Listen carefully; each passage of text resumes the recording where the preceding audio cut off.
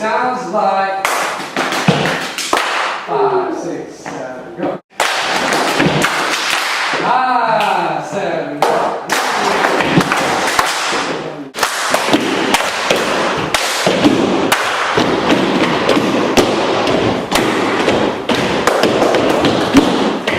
Okay.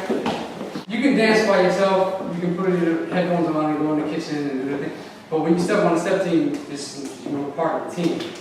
That's why I say we talk about discipline and teamwork and commitment, because we're our own music and we have to be on time with each other.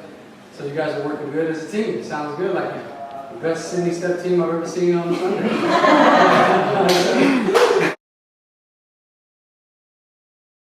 It's an African American form of body percussion.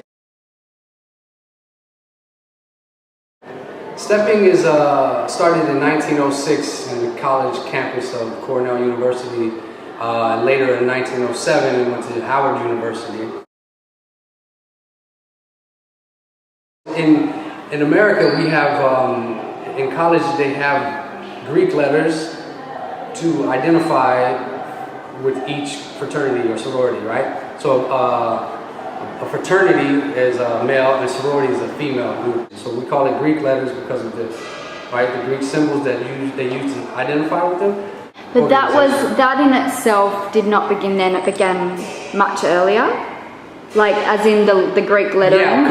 Yeah, white folks was, they was in college before, they had their own other fraternities and they was using Greek letters before, so when the Alpha started, they said, well, we got to use these Greek letters in order to, to fit in.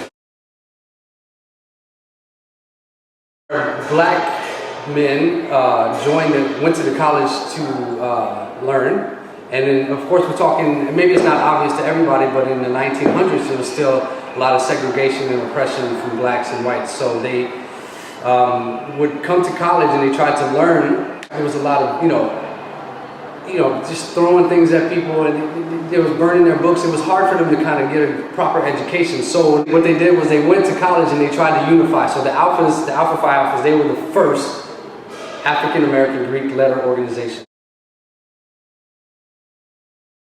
Basically to kind of promote like history, unification, successful black men and women. Being a part of a step team is more than just stepping. Being part of a fraternity, I should say, because you have to, you have to get good grades, you have to do community service, you have to, you really be a good human and help your brothers and help your sisters. That's why it's a bond, it's something that lasts over your lifetime. What they were doing was they were basically using chants and singing songs and stuff like that in celebration and uplifting the spirit of the fraternity. And then later they started adding movement to it.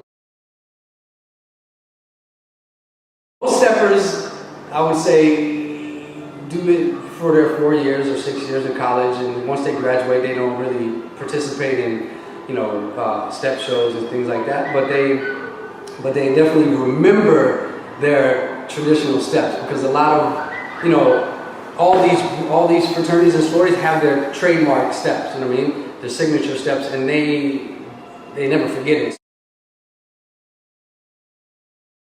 Stepping is absolutely a group thing. It's used to basically recruit or initiate other pledgees to come into the fraternity or sorority. So every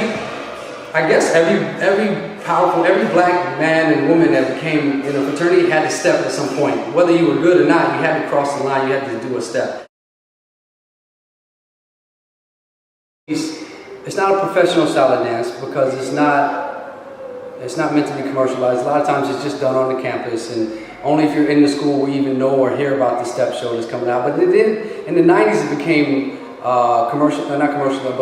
competitive because there was prize money, right? So then there was like schools trying to win for their fraternity. You can put that money towards your school or towards your chapter. So because it became competitive, you had people creating all kinds of elaborate themes, and it was a show. It went from Greek singing songs to Greek show to Greek step show. Then it became like, oh snaps, this is the Sprite step off challenge. We're about to come in and win all this, So I love that when it went competitive, it got more creative and people were putting more things into it. So I want to mention one thing is that Step Africa in DC is the first professional company dedicated to the awareness of stepping. So I was a part of them at one point, and I give respect to them, and I've learned from them.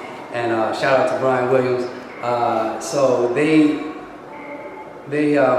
definitely do it right, and they still progress the style. They teach it, and they work hard to kind of maintain that thing outside of the college, because they're professionals, so they reach out to other communities and do shows and stuff like that.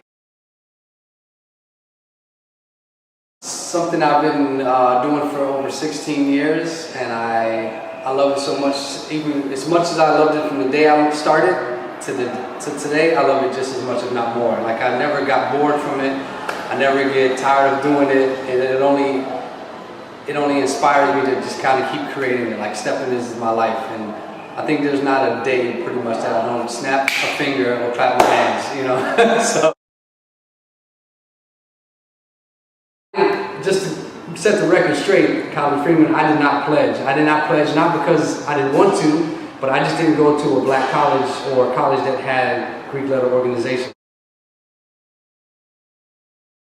Good question. Well, I was 16 years old, I was in high school, and I was on the basketball team, and after practice, the girls came in and took over the basketball court, and they would practice their steps.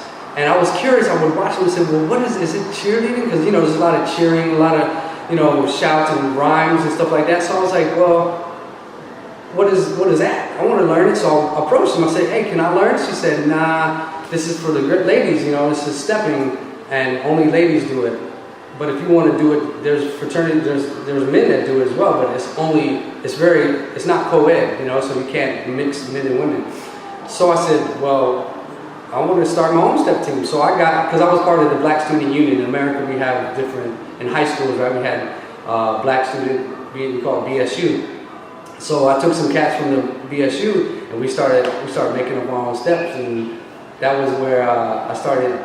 That's why I got introduced to stepping. But I was still kind of learning from the girls. That's why I learned the 1913 step. Like, there was some steps that were crossover steps that I learned, female steps and stuff like that. And so were you accepted to learn? Like, how did you kind of start your own group without? Well, because it was only high school. Like, it wasn't college yet, and I think there was no restriction on, it's very much opened up. There's church groups that step, there's high schools that step, there's all kinds of teams and stuff. And now there's even Hispanic step teams, there's white step teams, and it's, there's more than it's more than African American stepping, And not just in the fraternity anymore, not just in the... Yeah. How do you go about learning about the alphas if you're not an alpha? That's a good question. Well, I think because me personally, I didn't pledge, not that I didn't want to, like I said, but because I didn't pledge, I don't have any tie to any particular fraternity.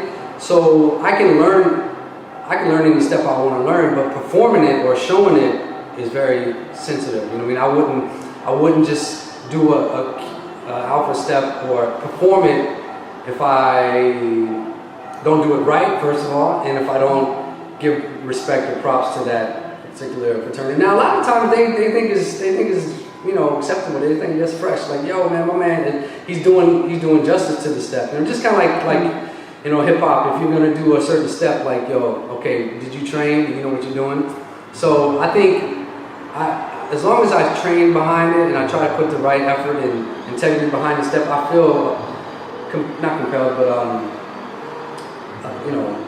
permitted to do that step, But yeah, learning those steps is something like you either watch it or you steal it, But just like any art form, we all take from each other. But and would you, like, in your learning process, did you use YouTube? Did you go and approach? No, this is 1995. There was no YouTube.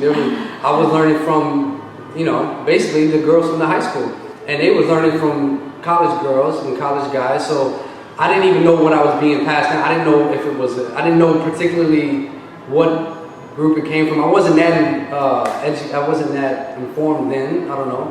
I was just learning steps. I was like, this is dope. This is fly. But later on, I started. Oh, okay, that's a capo. I didn't even realize I was doing a a girl's a delta step or something like that. But then as I got more creative and older, and I was like, yo, I'm gonna make up my own steps. So when I started creating my own steps, nobody could tell me nothing. I was like, this is my step. I made it up. You know what I mean? So, yeah. And it's not at a point now where people in these colleges would get upset with that. Or like, would anyone say something like that's not really the culture? It's being taken out of the culture. Yeah. There's the possibility of that, and it has been, done to other people, and not necessarily for me. Like, people don't approach me like that, but it is kind of it is very sensitive. Like, I don't ever want to do anything disrespectful for the art form that I love so much. I like traditional stepping. I also do body percussion, which is a separate style, and then collard greens, which is kind of my style that I'm kind of creating, is a mix. Is separate from what traditional stepping is, because when you see me step, if you ever see my style, you probably say, well, it's a lot faster, or it's a lot more intricate or complicated. It's not even always like traditional stepping, because it's not. I've taken what I've learned from my childhood, from my teenage years or whatever, and then I went in to do Stomp, the show Stomp, and I learned a lot about body percussion and drumming, and now, I'm a teacher, so I'm like, okay, and I've always been a dancer, like, hip hop is my thing, so I've taken and combined all that and put it into a style that I call collard greens. I'm more of a body percussionist, because I love to just kind of go wherever I want to go with it, because I can do it by myself, and I can create as many patterns, and it's more like a drummer. I see myself as an ambassador, and I want to spread the awareness of it, but I also want to put a little edge to it and change it up a little bit and create what could be a path for those who don't pledge or can't pledge, or they're out of college and whatnot, because there's a lot more people that aren't in college or step teams that want to step. So I represent all those people that are like myself, those who didn't pledge and that want to learn stepping and just want to give it a go, but still have to learn some roots, and they got to know, if they watch this tape, they're going to know, okay, it's more than just, okay, I learned how to clap on the floor, You want people to understand the history. You got to know the history, and that's the only way it's going to allow you, movements. people, I think, will respect that you're doing it right, but yeah.